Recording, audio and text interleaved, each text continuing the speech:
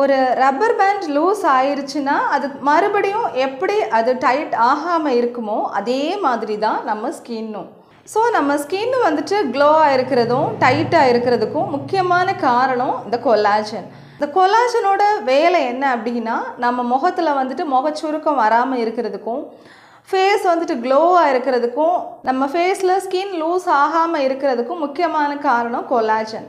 இப்போ வயசு ஆக ஆக நம்ம உடம்புல வந்துட்டு கொலாஜன் கம்மியாகும்போது நம்ம முகத்தில் சுருக்கம் வர்றது, ஸ்கின் ஃபேஸ் பார்த்திங்களா க்ளோ கம்மியாகிறது, டல்லாக இருக்கிறது, நம்ம ஃபேஸ்லாம் ஸ்கின் வந்துட்டு தொலைன்னு இருக்கிறது. ஸோ இது எல்லாத்துக்கும் காரணம் கொலாஜன் நம்ம உடம்புல கம்மியாகிறது.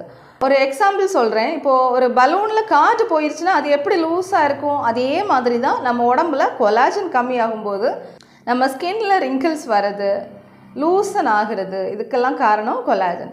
ஸோ மேக்ஸிமம் கொலாஜன் மெயின்டைன் பண்ண நீங்கள் ட்ரை பண்ணுங்கள்.